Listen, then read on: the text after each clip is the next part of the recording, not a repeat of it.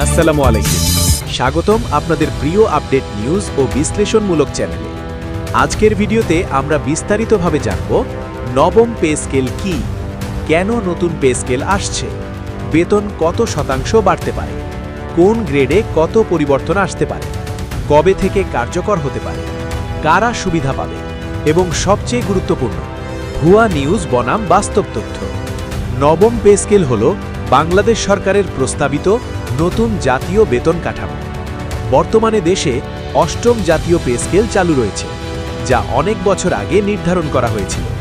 কিন্তু সময়ের সাথে সাথে বাজার দর বেড়েছে, দ্রব্যমূল্য বেড়েছে, জীবনযাত্রার খরচ বহুগুণে বৃদ্ধি পেয়েছে। এই বাস্তবতায় সরকার নতুন করে নবম পে স্কেল চালুর উদ্যোগ নিয়েছে। অরেঞ্জ সেকশন, কেন নতুন পে স্কেল প্রয়োজন হলো? Problem analysis. বর্তমান পরিস্থিতিতে একজন সরকারি কর্মচারী বেতন দিয়ে পরিবারের খরচ চালাতে হিমশিম খাচ্ছেন। বাসা ভাড়া, চিকিৎসা, শিক্ষা ব্যয় বেড়েছে, ভাতা কাঠামো অনেকটাই অপ্রতুল। এই কারণেই দীর্ঘদিন ধরে দাবি উঠছিল বেতন কাঠামো বাস্তবসম্মত করা হোক। সরকার এই দাবিকে গুরুত্ব দিয়েই নতুন পে স্কেল কমিশন গঠন করেছে। রেড সেকশন, পে স্কেল কমিশনের কাজ কি?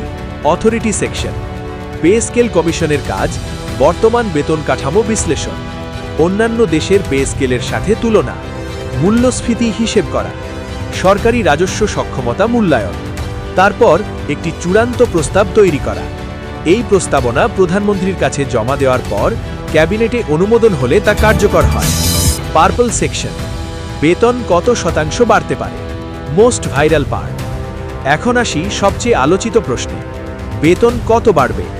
বিশেষজ্ঞ ও বিভিন্ন সূত্র অনুযায়ী সর্বনিম্ন 20% বেতন বৃদ্ধি, গড়পড়তা 30 থেকে 40% পর্যন্ত বৃদ্ধি। কিছু গ্রেডে আরও বেশি বৃদ্ধির প্রস্তাব। তবে মনে রাখতে হবে, ওয়ার্নিং, এগুলো এখনও প্রস্তাবনা, চূড়ান্ত নয়। ব্লু সেকশন, গ্রেড সিস্টেমে কি পরিবর্তন আসতে পারে? বর্তমানে সরকারি চাকরিতে নির্দিষ্ট সংখ্যক গ্রেড রয়েছে, প্রতিটি গ্রেডে আলাদা বেতন স্কেল। নবম পে স্কেলে সম্ভাব্য পরিবর্তন, কিছু গ্রেড একত্র করা হতে পারে, কিছু নতুন ধাপ যোগ হতে পারে, এন্ট্রি লেভেল বেতন বাড়ানো হতে পারে। বিশেষ করে নিম্ন ও মধ্যম গ্রেডের কর্মচারীরা বেশি সুবিধা পেতে পারে। গ্রিন সেকশন, ভাতা কাঠামো কি বদলাবে? হ্যাঁ, খুব সম্ভব। পরিবর্তন আসতে পারে বাড়ি ভাড়া ভাতা, চিকিৎসা ভাতা, যাতায়াত ভাতা, উৎসব ভাতা। কারণ বর্তমানে ভাতা বাস্তব খরচের সাথে সামঞ্জস্যপূর্ণ নয়। অরেঞ্জ সেকশন, কবে থেকে নবম পে স্কেল কার্যকর হতে পারে? এটি একটি খুব গুরুত্বপূর্ণ প্রশ্ন। বাংলাদেশে সাধারণত নতুন পে স্কেল 1 জুলাই থেকে কার্যকর হয়।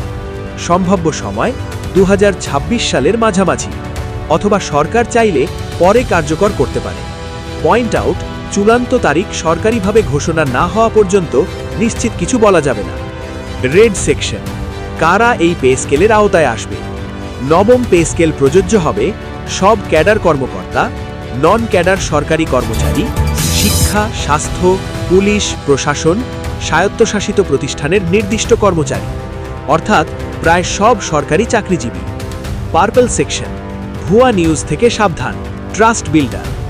ইন্টারনেটে বর্তমানে 140% বেতন বাড়ছে, কাল থেকেই পে স্কেল কার্যকর, নির্দিষ্ট অঙ্কের বেতন তালিকা।